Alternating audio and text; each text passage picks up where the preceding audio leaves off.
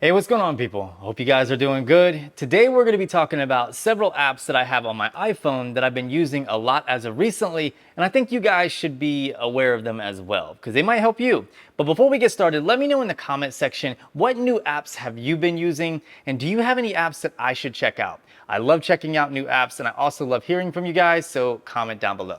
And with that being said, let's go ahead and dive into the video, starting with my favorite wallpaper apps. If you know me and you've been following me for a while, then you know how much I love Dragon Ball Z. So of course I have a DBZ wallpaper right here, Gohan on the left side and Cell on the right. I absolutely love this wallpaper. And if I go inside my phone, I had the same wallpaper, but it's been faded a little bit, plus a Gaussian blur has been applied, so that way I can make out my icons and it's not too distracting. If you want to get a wallpaper just like this, let me show you how. The main place I go to for all of my wallpapers, including my DBZ wallpapers, is called HDQWalls. But unfortunately, they don't have an iOS app. But you can create one like I did here. So I can quickly launch it from my home screen and I can browse all of their awesome wallpapers. Once you find one, just tap on it and it will give you the option to download it in the screen resolution of your phone. Sometimes I don't want an anime or Dragon Ball Z wallpaper. Instead, I just want something clean cut and minimalistic. And to do that, I use another app called Vellum. Vellum is a free app and there's a lot of different categories to choose from, and they're just very clean wallpapers. So if I go into this category right here, you can see some of their wallpapers are almost very Apple-like. So if I select the brain here, that's a really clean wallpaper, and I can apply a Gaussian blur right here inside the app for my home screen, and then I can just keep the brain as is for my lock screen. And I can download it for free. And overall, it's just a very good app for minimalistic, clean, like abstract backgrounds. But they also have a different section for almost like nature backgrounds and stuff. So if I go into Yacht Club right here, you can see there's like a beach, very high res, very clean cut, and very minimalistic. So if this is more your style, you might appreciate Vellum more than HDQWalls. I use my iPhone for a ton of different things, and I recently discovered a few new tools, so let's go over some tools and utilities that I've been using on my iPhone 13 Pro Max. The first tool or utility I want to talk about is something called Speechify. Now, I was on the fence about this app, but the more I started to use it, the more I enjoyed it. What you're going to do is you're going to import PDF documents, websites, or any other document that you want it to turn into more or less an audiobook. So for example, I have this article right here that I sent over from Safari, and I'm going to play it back, and let me turn up the volume so that way you guys can hear it, and I'm going to play it back. Display XDR. The patent filing first surfaced in 2020, but now the United States Patent and Trade... So it's just a great tool for multitasking, and it can convert any type of text document to more or less, like I said, an audiobook. Check it out. The next tool or utility that I want to talk about is Send Anywhere. This is not a new app by any means. I've been using it for a really long time, but it's extremely useful, so I always have to mention it. It basically brings Airdrop to non-Apple devices, so I can send a photo or video or document to a non-Apple device wirelessly, such as my Galaxy S22 Ultra here. So I'm going to go ahead and pick a picture like this Master Roshi wallpaper. I'm going to tap Send. I'm going to locate my S22 Ultra, which it's right there. I'm going to tap Send. Now it just sent it over. I should get a notification on my S22 Ultra here in a second, which I just did. And one file has been received. I can go ahead and pull it up here, and there it is. One thing I really love about my S22 Ultra is the fact that I can take scrolling screenshots. So I could take a screenshot of something like this website right here and be able to fit the entire page in one screenshot versus having to take multiple and then have to scroll through those in order to see all the information. What's really cool is on the iPhone, there's an app called Tailor that allows you to take scrolling like screenshots. So more or less, it brings the same functionality to the iPhone. So let me give you an example of how it works. So I'm gonna go ahead and take a screenshot of this. Then I'm gonna scroll down, take another screenshot, scroll down, take another screenshot, scroll down one more time, and then take that last screenshot. Now I'm gonna open up Tailor. All four of those screenshots are going to populate, and you can see it stitched them all together to give me a scrollable screenshot. How cool is that? Now I can just export it and save it to my gallery. And then you can also export it and delete the originals. So I can save and delete originals. So then all of those 4 screenshots that I just took are now deleted. And if I go into my gallery, scroll over, you can see there is the screenshot. It does leave a watermark if you're using the free version like I am, but as long as you go a little bit further, you can crop that out if you need to. And you can see you could scroll the screenshot. So you're getting all that information in one. The next tool or utility that I want to talk about is how I track my packages. Typically in the past, I would just use UPS, FedEx, DHL, or USPS, but lately I've been relying a lot on Shop. Shop is powered by Shopify, so any purchase you make using your Shopify account automatically populates in Shop. But also you can go in and add other ways to track packages, such as your email addresses or your Amazon account, your Outlook account, so on and so forth. And then every single time you get tracking info sent to your email address, it will automatically populate in your Shop app. So you can see these are the packages that I'm tracking currently. And if I go to view orders, I have a history of all the packages that have been sent to me. And it's really great having everything all in one place inside of one app. The iPhone 13 Pro and 13 Pro Max have amazing cameras. And to get the most out of these cameras, you're gonna wanna download a few apps. So let's go over some photo and video apps that I've been using as of recent that I really think you guys are going to love. So let's talk about some of these photo and video apps that I've been using. And the very first one that I wanna talk about is Focos. So Focos is right here. And what it does is it applies some really interesting and cool bokeh effects to your photos that have been taken in portrait mode. So one of my favorite phones out right now is the Vivo X80 Pro because of the Zeiss partnership. And some of the Zeiss filters when using the portrait mode on the Vivo X80 Pro look incredible, and you can bring some of those effects to the iPhone using this app. So I have this photo pulled up right here of a Thai tea. It's in like a little bear glass, and you can see all the bokeh in the background. Now I'm going to select this little camera button right next to where it says aperture, and these are all the filters that I can choose. So I can choose a lights, so this is the lights filter. I can choose an Olympus filter, lens baby, and you can see the bokeh changing every single time I pick a different filter. I have the Zeiss Otis, which gives you really smooth looking bokeh. You have Helios 44, which are very interesting. You could do Noctilux, I think that's how you say it, Minolta, and you can see it really does change the entire image. So if I go from like the lens baby to the Otis, you can see there's a big jump right there. So it's really interesting what you can do. And this isn't really even scratching the surface of this app. This is just basically the cosmetic stuff. I can go into where it has the little paintbrush here, and I can brush the areas where I want to apply the bokeh effect. I can also go into the little wand here and actually get like a 3D map of the bokeh. I can choose a little light bulb here and adjust the lighting of the subject versus the background. So I can decrease the lighting in the background or increase it while doing the same thing to the subject. There's just a lot that you can do. You can also adjust the aperture. So if you want to dial down the bokeh or dial it up, you can do that. The Focos app even has a built-in camera, so if you don't want to import a portrait mode shot and just want to stay within the app, you can do so just by going under all photos and then tapping on the little camera button up in the top left, and it brings you up into the camera app.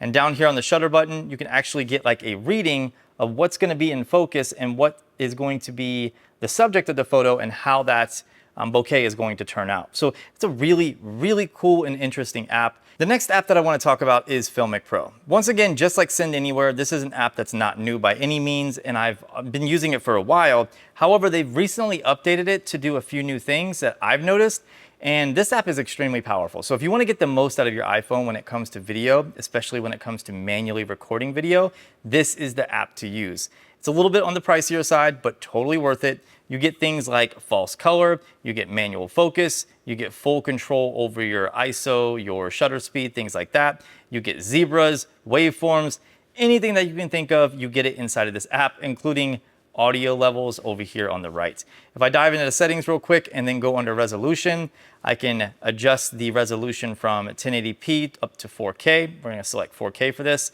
And then if I go under here where normally it would say 8-bit, I can adjust it from 8-bit to 10-bit or ProRes 709, which is Rec 709, or ProRes BT 2020, which is more or less HLG, or I can do ProRes Dolby Vision HDR. So you can record HDR video using this app right here.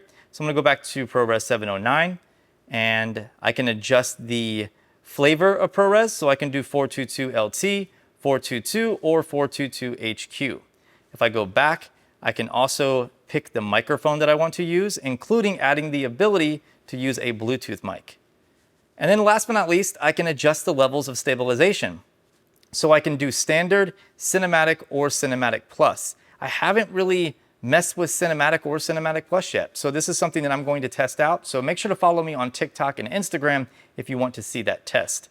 Last thing I want to talk about is under camera. So if I go under camera, I can download the Double Take app and then instantly switch to it. And that allows me to record video from 2 different cameras at the same time. So I can record video from the front facing camera as well as any of the rear facing cameras at the same time to do like reaction videos. The next app that I want to talk about is Lightleap. Lightleap is a fantastic photo editor. You do have to pay for it, so they have like a monthly or yearly subscription, but it's a great photo editor. The one thing in specific I like about this app is the sky replacement tool. So if I go under sky here and then select the sky, I can change what the sky looks like in the photo. Now you do have to be realistic with it. If I try to get a little crazy and do like one of these purple ones, you can see like it works okay, but where the horizon meets the sky, it just doesn't really look realistic. But if I choose like a natural looking one like that or this, I mean, that would pass as an actual sky. And I can go in by tapping the 3 little dots and adjust the sky. So I can feather it, I can adjust the horizon, I can shift the clouds, I can adjust the ambient color, I can dial down the details to soften the sky or increase the details, and I can adjust the opacity. I can even go in and erase some areas of the sky if it's picking up too much, like some of the building, for instance. And then if I'm happy, I just hit the check mark and that's it. There's a lot of other things inside the app, such as looks. You can choose the little magic wand here and it will automatically edit the photo for you. You can heal things in the image. You can apply different filters, a blur. You can apply sparkles if it's like a portrait shot. There's different overlays, elements, colors, details, and just a lot of other stuff that you can do inside of Lightleap. It's a great app, but once again, you do have to pay for it. If you're looking for a fantastic free option, check out Snapseed. If you've ever taken a photo that was a little blurry because of some handshake, or maybe your subject was moving, or maybe you downloaded a photo off the internet and it had like a lot of artifacts in it and it just wasn't high quality, you're gonna love this next app, which is called Remini. So if I go into Remini and then pick this photo right here, which is a very low resolution Tesla photo, I'm gonna go ahead and tap Enhance Plus, which is gonna give me multiple versions of this image, and I can pick which version I like. So let's zoom in a little bit. So this is the before image. You can see how blurry that looks. Like that does not look very good. But let's look at the after. Look at the details that it brought out. And it's using AI to do this in order to add more pixels and increase the sharpness. Now this is a little bit too much for my liking. So let's choose version 2. Look at the before, and then let's look at the after. That is a night and day difference, and the after actually looks like a zoomed in image. I would be completely happy with that. And you don't have to use digital art like this. You can actually use a regular photo, and it will sharpen it up. It will use AI to fill in some pixels. If I go to version 3, it is way too much, but at least it gave me that option. And I can just go up here, pick the one that I want, and then save it. This next app is unnecessary, but it is a fun app, and it will help you get a unique or interesting profile picture. It's called Toon Me, so I'm gonna go ahead and pull it up. And what you do is you pick one of the templates that are available. So you can pick one of the top templates, one of the trending ones, or a recent one. So I'm gonna go ahead and go back into top, and let's pick a template. So let's do, I saw a Star Wars one earlier, so let's find that Star Wars one, and we'll use that. So there it is right here. So I'm gonna select that. Then I'm gonna go in and find this picture of Dennis right here. So I'm gonna select it, and then hit the little green button to process the image. And look at that. How cool is that picture? Like, I could see him using that as a profile picture, maybe. You can also add different effects and stuff in here, but we're not gonna go through that. But it's a free, fun app for a unique or interesting photo at the very least. One thing I love about Android devices is the fact that most of them include a pro mode inside the camera app. But unfortunately, if you go into the stock camera app on the iPhone, you will not find any pro features whatsoever in terms of controlling your shutter speed, your ISO, or even your white balance. So it's just auto only.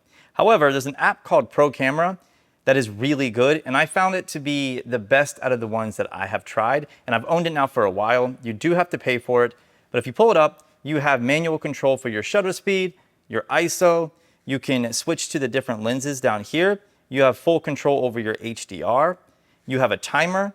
You can adjust your exposure comp down here. If I tap on the bottom right, it will pull up more options. So I have the ability to do rapid fire for burst shots, focus and exposure locks, grid lines, which there's a few different ones to choose from. You have your tilt meter. You have more options here for how you want to shoot, including your modes. So you have semi-auto, you have manual, and you have auto.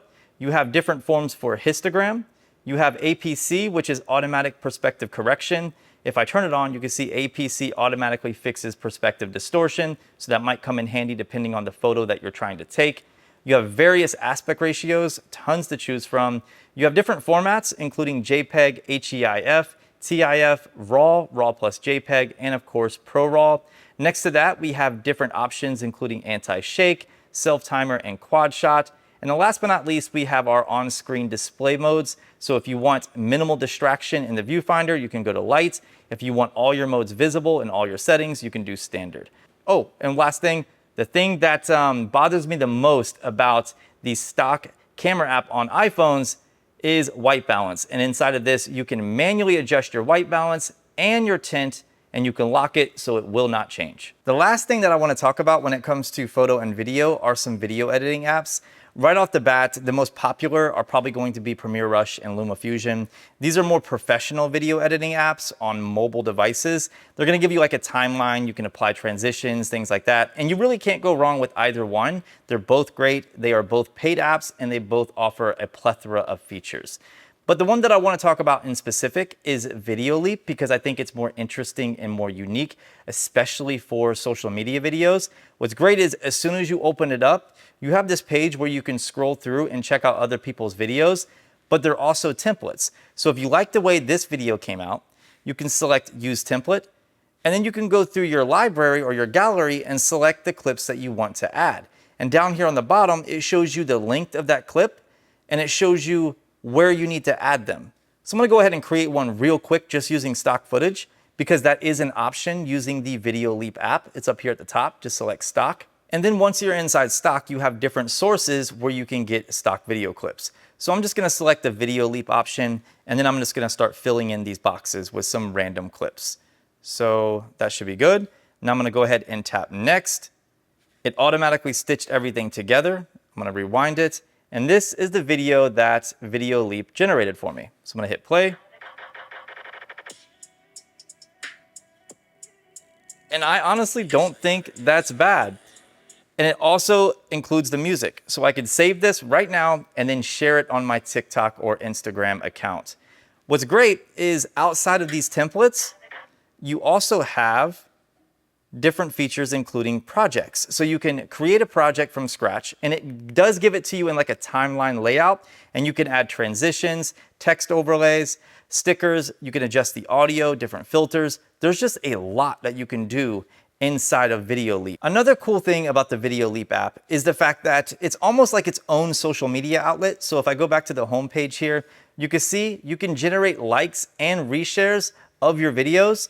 And if I go to my profile, it's almost like a social media profile. And I can create my own templates here as well and then share them with people so that way they can use them. And you can link all your other social media accounts to your Video Leap account so people can visit your other outlets. And then of course you could generate more follows and things like that. Outside of the great cameras on this phone, you can also use it for production purposes. So every time I create content, there are two apps in particular that I use almost every time. So let's talk about those now. The first app that I want to talk about in this category is the Teleprompter app. It's just called Teleprompter. And it's a great app for turning my iPhone into a teleprompter so that way I can pair it with something like the Parrot teleprompter and read off detailed scripts. But more importantly, I can use imported scripts or bullet points and use the rear-facing camera on my iPhone so that way I can do quick videos on like TikTok or Instagram and read off the specs of the phone that I'm talking about. So let's say I wanted to do a TikTok video on the S22 Ultra here. I can import the bullet points, pull them up, and you can see it's using the rear camera. And then when I hit start, it'll give me a countdown and it will start playing that script so I can read it off as I'm talking about the phone. And what's great is once I stop, it'll give me the option to save the video. So I'm going to go ahead and exit out of that. But what's great is I can go into the settings here and then scroll down, then go under video recording, and I can adjust what camera I want to use. So I can use the front-facing camera and then open back up the app, and you should be able to see that I'm using the front-facing camera now. If I go back into the settings, go under video recording, then switch to the ultra wide on the back, tap done, you can see now I'm using the ultra wide camera. So this might be a better perspective because it broadens that field of view so I can talk about the phone, and I can of course scroll through my script and bullet points here. The other app that I use whenever I create content is the Lumu Light Meter app. The app itself is free, but if you want to pair it with the Lumu tool, you will have to spend quite a bit of money. Like this is around $300 or $400, but you could just use the app on its own for a spot meter for exposure settings. So if I go in and then go under spot metering, you can see it's using my rear camera on my iPhone, and it's giving me my exposure settings down here on the bottom. Now, if I input these exposure settings into my camera, I can take a picture and it will have the correct exposure. I also have spot metering, so I can zoom in to get the exposure settings on a specific spot in the image, or I can get an overall frame average. Up at the top, I can switch to video mode, which gives me similar settings. And again, I do have spot metering. So again, once I input these settings into my camera, I'll have correct exposure whenever shooting video. If I go up here to the settings in the top right, I have a ton more settings that I can check out, including different filters. So if I'm using a specific filter, I can dial that in, or if I'm using a specific ND, I can dial that in as well. So lots of stuff here, but check this out. If I take the Lumu tool and then plug it in on the bottom, you can see it unlocks a ton more that I can do, including the color temperature. So I'm gonna go ahead and get a quick reading.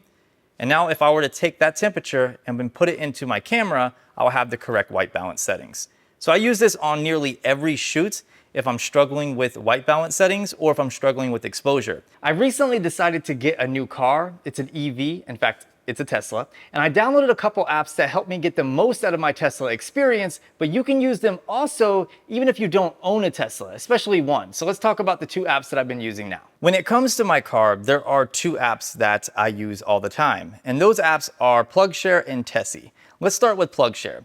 This is a great app no matter what EV you own, since it's gonna give you the locations of all the chargers where you can charge your car. And you can filter out the chargers that are not compatible with your EV. So if I did not own a Tesla, I could toggle off Tesla, hit done, and it's gonna remove all the superchargers. And then I can select one, such as this one, and it will tell me some more information about that charger. I can check in at that location, I can get the directions to that place, and it will also let me know how much is required in terms of the fee or whether or not that charger is free, since we do have a lot of free chargers in my area, which is great because you can't get free gas, but you can charge your car for free. So that's definitely a major plus to owning an EV. But if you own an EV and you've never heard of Plugshare, definitely check it out. It'll help make sure that you find the proper locations in order to top off your car. This is especially helpful whenever you're traveling. The next app is Tessie. If you own a Tesla, this is like a must-have app. I love it. It brings a lot of the same information from the Tesla app over to this app. However, it goes into more detail with that information. Plus, it brings added functionality. For instance, if I go under battery and then tap health in the top right, you can see my battery degradation. Right now it's at 2.1%. When I first got my car, it was at 2.5%. So it's actually been getting better the more that I use my car, drive it, and charge it. So I love seeing that, and I'm expecting that number to go down. This is really useful, especially if you own like a fleet of Teslas and you're doing things like Turo. So it's really cool to stay on top of that. If I back up and then go under parking, you can see I've gone to different places and it kind of shows you every place that I've been. If I back up and then go under charging, it shows you where I've charged, the frequency of my charging, how much I charged, like from 57 to 85%. So a lot of really useful information. If I go under tires, it shows my tire pressure. But again, you can get that in the Tesla app, so nothing new there. I can adjust the climate.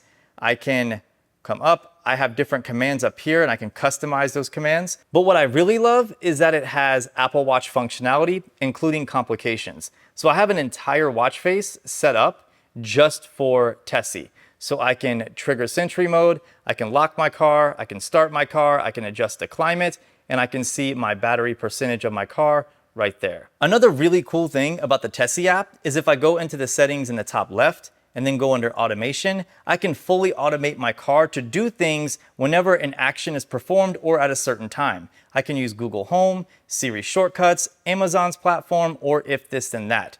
I can also control my car with voice controls through Amazon's platform, Google Assistant, Google Home, or Siri. I mean, how cool is that? This is a paid app, but if you use the QR code in the corner of this video or the link in the description, you'll get a free month once you sign up. The iPhone 13 Pro Max is a great phone to game on. And while I'm not a mobile gamer per se, I have been doing it more and more. So let's go over the 4 games that I have really been getting into as of recent. The first game that I've been getting into is Diablo Immortal. I really like this game. I've been a huge fan of Diablo since like Diablo 1 on PC. Like I just really like the whole RPG aspect and growing your character through the character customization and, you know, getting new skills and new spells and all that stuff. I just love Diablo. It's just a fun game. And Diablo Immortal is awesome to play on mobile because you can play with friends and family on private servers and conquer missions together. The next game is Dragonball Legends. Of course, if you know me, you know how much I love Dragon Ball Z. You could tell by the wallpaper or wallpapers. And Dragon Ball Legends is just a fun game. It brings all of the DBZ and Dragon Ball Super stuff to a mobile game. You can build your character, learn new things, and it's just a fun game to play. And the great part is you don't have to be an advanced player in order to perform well in this game. It's just fun and you get to see all your favorite Dragon Ball Z characters. The next game is Warped Kart Racing. If you're a fan of Mario Kart, you're gonna love this because it's basically Mario Kart, but instead of using Nintendo characters, it's using Fox characters. So you can play as people from Family Guy, American Dad, or even King of the Hill. And it's just like Mario Kart, so you pick up weapons and you launch them at different characters and you have to win the race. It's just a lot of fun and it's free on Apple Arcade. The last game I've been playing as of recent is Into the Backrooms. It's kind of cheesy, but it is a fun horror game. I've been falling into this like rabbit hole of Backrooms content. I don't know why. I don't know if it's ghosts. I don't know if it's aliens. Whatever it is, it's kind of cool. I've been reading some stuff about it on Creepypasta and watching YouTube videos, and now I'm playing the game. Again, I don't know why, but it's fun, and you should probably check it out if you like horror content. So there you go. That was several apps that I've been using as of recent on my iPhone 13 Pro Max. While I have a ton of apps on my phone, I only wanted to go over the newer ones or the ones that I use the most. Let me know in the comment section what you think of these apps. Are you planning on checking them out? Or do you have any apps you recommend that I check out? Like I said, I love hearing from you guys. I really hope you enjoyed this video. If you did, please consider giving it a thumbs up. Links to all the apps that I talked about can be found in the description. And other than that, I'll see you beautiful people in the next video.